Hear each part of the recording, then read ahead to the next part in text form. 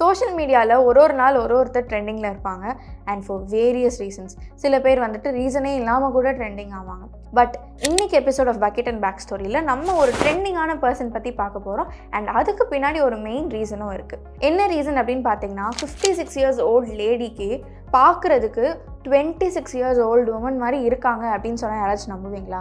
நானுமே நம்பலைங்க. நான் ஃபஸ்ட்டு அவங்க ஃபோட்டோவை பார்த்ததுக்கப்புறம் கண்டிப்பாக இருக்காது இவங்களுக்கு 56 இயர்ஸ் 60 இயர்ஸ்க்குலாம் வாய்ப்பே இல்லை, ஷீ இஸ் அரௌண்ட் 25 to 27 அப்படி தான் இருக்காங்க அப்படின்னு நான் நினச்சேன். அதுக்கப்புறம் தான் பார்த்தா தெரிய வருது இவங்களுக்கு நிஜமாவே 56 இயர்ஸ் ஆகுது அண்ட் இவங்களுக்கு 26 வயசில் ஒரு பையன் இருக்கான் அப்படின்னு. இவங்க யாரு அப்படின்னு பார்த்தீங்கன்னா அசாமை சேர்ந்த அருணிமா தத்தா. இவங்க இந்த மாதிரி வைரலாக ட்ரெண்டிங் ஆனது எப்போ அப்படின்னு பார்த்தீங்கன்னா ரீசெண்டாக அவங்களோட சன்னுக்கு வந்துட்டு கல்யாணம் ஆச்சு. ஸோ அந்த கல்யாணத்தில் இவங்களோட பிக்ஸ்லாம் வந்துட்டு ரொம்ப வைரல் ஆச்சு. என்ன பிக்ஸ் அப்படின்னு பார்த்தீங்கன்னா அருணிமா போயிட்டு அவங்க பையனோட பிரைடை கூட்டிட்டு வரும்போது இவங்க 2 பேரும் நடந்து வரதை வந்துட்டு ஃபோட்டோஸ் வீடியோஸ்லாம் எடுத்து சோஷியல் மீடியாவில் ஷேர் பண்ணியிருக்காங்க. அதை பார்த்துட்டு நிறைய பேர் என்ன சொல்லியிருக்காங்க அப்படின்னா, பிரைடை விட இந்த அம்மா ரொம்ப யங்காக இருக்காங்க, ரொம்ப அழகாக இருக்காங்க, பையனோட அம்மா எப்படிங்க இவ்வளோ யங் அண்ட் பியூட்டிஃபுல்லாக இருக்க முடியும், அவங்க பார்க்குறதுக்கு பையனோட அம்மா மாதிரி இல்லை, அவங்க சிஸ்டர் மாதிரி இருக்காங்க, அந்த மாதிரிலாம் நிறைய பேர் சொல்லியிருக்காங்க. அண்ட் இன்ஃபேக்ட் சொல்ல போனால் அவங்க பார்க்குறதுக்குமே அப்படி தான் இருக்காங்க. இது ஏன் இவ்வளோ பெரிய ஒரு ஆச்சரியமான ஒரு விஷயம் அப்படின்னு பார்த்தீங்கன்னா, இப்போ இருக்கிற காலகட்டத்தில் 20s to 30s இந்த ஏஜ் கேப்பில் இருக்கிற பெண்கள்லாம் வந்துட்டு அதில் மோஸ்ட் ஆஃப் த பீப்புள் எப்படி இருக்காங்கன்னு பார்த்தீங்கன்னா அவங்க ஏஜை விட ரொம்ப இன்னும் கொஞ்சம் எக்ஸ்ட்ரா வயசான மாதிரி அவங்களுக்கு தெரியுது. லெட்ஸே ஒரு 21 இயர்ஸ் ஓல்டு உமன் வந்து பார்க்குறதுக்கு ஒரு 25 ஒரு 26 சம்டைம்ஸ் ஒரு 30+ தெரியறதுக்கான சான்சஸும் இருக்குது. ஸோ இந்த மாதிரி ஒரு ஜென்ரேஷனில் இந்த மாதிரி ஒரு காலகட்டத்தில் 56 இயர்ஸ் ஓல்டு உமன் பார்க்குறதுக்கு 26 இயர்ஸ் ஓல்டு உமன் மாதிரி இருக்காங்க அப்படின்றது வந்துட்டு ரொம்ப ஆச்சரியமான ஒரு விஷயம். அதுவும் எந்த அளவுக்கு அது ரொம்ப ஆச்சரியமாக இருக்குன்னா அவங்களோட சொந்த பையனுக்கு அம்மா மாதிரி இல்லாமல் ஒரு சிஸ்டர் மாதிரி இருக்காங்க அப்படின்ற ஒரு விஷயம் வந்துட்டு ரொம்பவே வந்துட்டு சர்ப்ரைசிங்காக இருக்குது, ஷாக்கிங்காக இருக்குது. இவங்க யார் என்ன படிச்சிருக்காங்க அப்படின்னு பார்த்தீங்கன்னா Arunima Dutta. She holds a masters degree in English literature and 2015 அவங்க வந்துட்டு ஒரு சர்டிஃபைட் யோகா டீச்சராக வந்துட்டு ப்ரொமோட் ஆகிறாங்க. ஸோ அவங்க வந்துட்டு அந்த யோகா ட்ரைனிங்லாம் எடுத்திருக்காங்க. இந்த ட்ரைனிங் அப்படியே நம்ம விட்டுறக்கூடாது அப்படிங்கிறதுக்காக அவங்க தி யோகா ஸ்டுடியோ அப்படின்னு ஒரு யோகா ஸ்டுடியோ ஸ்டார்ட் பண்ணி இன்னைக்கு வரைக்குமே அது ரொம்ப சக்ஸஸ்ஃபுல்லாக நடத்திட்டு வராங்க. அண்ட் இது மட்டும் இல்லாமல் அவங்க வித்யா மந்திர் ஹைஸ்கூலோட எக்ஸிக்யூட்டிவ் டைரக்டராகவும் ஒர்க் பண்ணிட்டு வராங்க. இவங்களுக்கு வந்துட்டு இந்த மாதிரி எஜுகேஷன் யோகா இதில் மட்டும்தான் இன்ட்ரெஸ்ட் இருக்குது, வேறு எதுலையுமே வந்துட்டு அவங்க பார்ட்டிசிபேட் பண்ணலாட்டி வேறு எதுக்குமே அவங்களுக்கு வந்து ரெக்கக்னிஷன் கிடைக்கலையா அப்படின்னு பார்த்தா அப்படி கிடையாது. 2004 மிஸ்ஸஸ் இந்தியா வேர்ல்ட் பேஜெண்டோட ஃபர்ஸ்ட் ரன்னர் அப்பவும் இவங்க தான். ஸோ இப்படி பல பட்டத்தை வந்துட்டு இவங்க சுமந்துட்டு இருக்கும்போது இன்னைக்கு வரைக்கும் எப்படி அவங்க இவ்வளோ பியூட்டிஃபுல்லாக அவங்க ஃபிசிக்கு அவங்களோட அப்பியரன்ஸை வந்துட்டு ரொம்ப அழகாக ஏஸ்தட்டிக்காக மெயின்டைன் பண்ணிட்டு வராங்க அப்படின்ற டவுட் வந்துட்டு நிறைய பேருக்கு இருந்திருக்கு. ஸோ இதை பற்றி அவங்கள்ட்ட கேட்கும்போது அவங்க என்ன சொல்லியிருக்காங்கன்னா, ரெகுலராக யோகா ப்ராக்டிஸ் பண்ணுவேன் and at the same time proper balance diet எடுத்துப்பேன். நான் இது சாப்பிட மாட்டேன் அது சாப்பிட மாட்டேன், லோ கார்ப் ஃபுட்டு தான் சாப்பிடுவேன் அப்படின்லாம் இல்லாமல் எல்லாமே நான் சாப்பிடுவேன். பட் ப்ராப்பர் அமௌண்ட்ஸ் அண்ட் குவான்டிட்டிஸில் நான் சாப்பிடுவேன் அண்ட் அதுவுமே வந்துட்டு கரெக்டான டைமுக்கு நான் சாப்பாடு சாப்பிட்ருவேன் and adequate amount of water நான் குடிப்பேன். டெய்லி வந்துட்டு இவ்வளோ லிட்டர்ஸ் ஆஃப் வாட்டர் குடிக்கணும்னா அதை நான் கண்டிப்பாக குடிச்சிருவேன். ஸோ இந்த மாதிரி ஃபுட் யோகா இதெல்லாம் வந்து நான் ப்ராப்பராக மெயின்டைன் பண்ணிட்டு வரேன். அண்ட் முக்கியமான விஷயம் என்ன அப்படின்னு பார்த்தீங்கன்னா ஸ்லீப் சைக்கிள். என்னோட ஸ்லீப் சைக்கிள் வந்துட்டு ரொம்ப ப்ராப்பராக நான் மெயின்டைன் பண்ணிட்டு வரேன். அந்த 8 hours ஆஃப் ஸ்லீப் ஒரு நாளைக்கு நான் கண்டிப்பாக தூங்கிடுவேன். அதனால் வந்துட்டு எனக்கு என்னதான் ஒரு ஸ்ட்ரெஸ் வந்தாலுமே நான் டக்குன்னு யோகா பண்ணாலோ இல்லாட்டி நல்லா தூங்கி எழுந்திரிச்சிட்டாலோ எனக்கு வந்து அவ்வளோவா அஃபெக்ட் ஆகாது. ஸோ இந்த மாதிரி ஸ்ட்ரெஸ்ஸையுமே ரிலீஃப் பண்ணிவிட்டு பாடியும் மைண்டையும் ரொம்ப ஆக்டிவாக வச்சுக்கிறதுனால தான் நான் இன்றைக்கி வந்துட்டு என்னோட பியூட்டியை வந்துட்டு அப்படியே ரீட்டைன் பண்ணிகிட்டு இருக்கேன் அப்படின்றத நான் நம்புகிறேன் அப்படின்ற மாதிரி அவங்க சொல்லியிருக்காங்க ஒரு இன்டர்வியூவில். அண்ட் சொல்ல போனால் மக்கள் நிறைய பேர் வந்துட்டு அருணிமாவை தி ஏஜ் ஆஃப் ஆடலின் மூவியில் வர ஆடலின் போமன் கேரக்டரோட கம்பேர் பண்ணி ஒருவேளை இந்த மாதிரி ஃபினாமினன் தான் ஏதாவது இருந்திருக்குமோ அதனால தான் அவங்க பியூட்டி வந்துட்டு இவ்வளோ தூரம் ரீட்டைன் ஆகியிருக்கு அப்படின்ற மாதிரி நிறைய பேர் சொல்கிறாங்க. ஸோ இந்த மூவி பார்த்த நிறைய பேருக்கு தெரிஞ்சிருக்கும் ஏன் அவங்க அப்படி கம்பேர் பண்ணுறாங்கன்னு.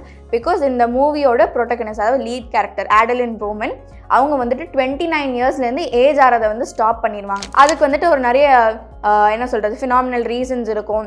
அவங்களுக்கு ஒரு ஆக்சிடென்ட் ஆகும், அந்த ஆக்சிடென்ட் அப்போது சில கிளைமேட்டிக் சேஞ்சஸ் சில மிரக்கல் மாதிரி நிறைய விஷயங்கள் நடக்கும். ஸோ அதனால் அவங்க வந்துட்டு பல வருஷத்துக்கு வந்துட்டு ஏஜ் ஆகாமல் அப்படியே இருந்திருப்பாங்க. ஸோ அந்த மாதிரி தான் இவங்களுக்கு இருக்குதோ அப்படின்ற மாதிரி நிறைய பேர் டவுட் பட்டிருக்காங்க. பட் இதுக்கான பதில் அருணிமா இன்னும் கொடுத்தாங்கன்னா நல்லா இருக்குங்க. பிகாஸ் யோசிச்சு பாருங்களேன், 56 இயர்ஸ் ஓல்டு, என்னால் இப்போ வரைக்குமே டைஜஸ்ட் பண்ண முடியலங்க. 56 இயர்ஸ் ஓல்டு உமன் பார்க்குறதுக்கு ஒரு 26 வயசு பொண்ணு, கிட்டத்தட்ட 30 இயர்ஸ் ஆஃப் ஏஜ் டிஃப்ரென்ஸை வந்துட்டு அவங்களோட அப்பியரன்ஸில் அவங்க காட்டிடுறாங்க. அது வந்துட்டு ஒரு பெரிய மிரக்கல் அப்படின்லே சொல்லலாம். பட் இதுக்கு பின்னாடி ஏதாவது கெமிக்கல் ட்ரீட்மெண்ட்ஸ் அவங்க எடுத்துக்கிட்டாங்களா அப்படின்லாம் கேட்டதுக்கு இல்லை, அவங்க அந்த மாதிரிலாம் எதுவுமே எடுத்துக்கலைங்கிற மாதிரி அவங்க மென்ஷன் பண்ணியிருக்காங்க. ஸோ எல்லாருக்குமே வந்துட்டு இது ஒரு பெரிய ஒரு ஷாக்கிங்காக ஒரு சர்ப்ரைசிங்கான ஒரு விஷயமா இருக்குது.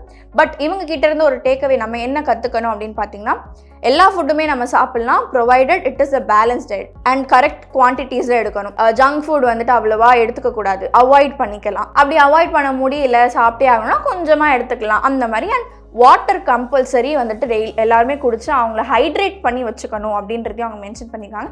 And main reason sleep cycle.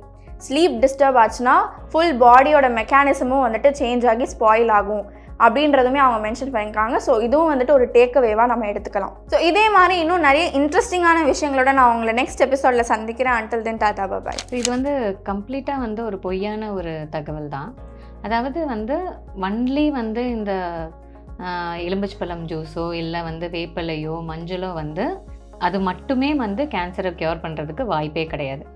So அவரோட ஒய்ஃப்க்கு வந்து in addition to the chemotherapy இதெல்லாமே ரிசீவ் பண்ணிவிட்டு அதையும் கூட சேர்த்து எடுத்திருப்பேன் அப்படின்னு தான் அவர் சொல்லியிருப்பார்.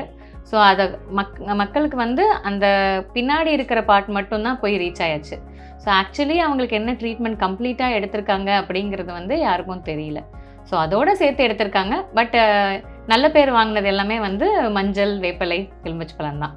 பட் இப்போ அவர் சொன்னது என்னன்னு பார்த்தீங்கன்னா, இந்த மாதிரி இது கொடுக்குறதுனால, அதுவும் நான் ஈவினிங் 6:30க்குலாம் வந்துட்டு அவங்களுக்கு டின்னர் கொடுத்துருவேன். முடிச்சுட்டு ஏர்லி மார்னிங் எழுந்தோடனே இந்த ஹாட் வாட்டரில் லெமன் ஸ்குவீஸ் பண்ணி இல்லாட்டி பச்சை மஞ்சள் ஆட் பண்ணி நான் கொடுப்பேன். ஸோ அந்த நைட் ஃபுல்லாக அவங்க வந்துட்டு சாப்பிடாமல் இருக்கிறதுனால அந்த கேன்சர் செல்ஸ்லாம் வந்துட்டு கொஞ்சம் கொஞ்சமாக சாக ஆரம்பிச்சிருச்சு. இதுதான் ரீசன் அப்படின்லாம் அவர் சொல்லியிருக்காரு. இந்த மாதிரி நடக்க வாய்ப்பு இருக்கா? கண்டிப்பாக அதுக்கு வாய்ப்பு கிடையாது. அது முழுக்க முழுக்க வந்து ஒரு தவறான தகவல் தான்.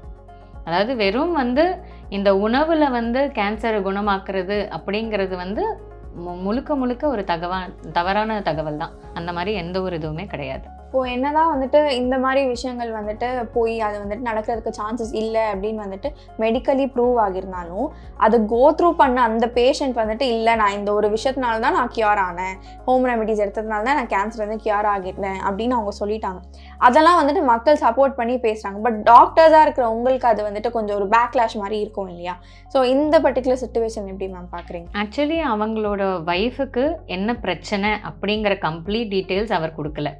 ஸோ என்ன ட்ரீட்மெண்ட் எடுத்திருக்காங்க அப்படிங்கிற டீட்டெயில்ஸ் மக்களுக்கும் தெரியாது.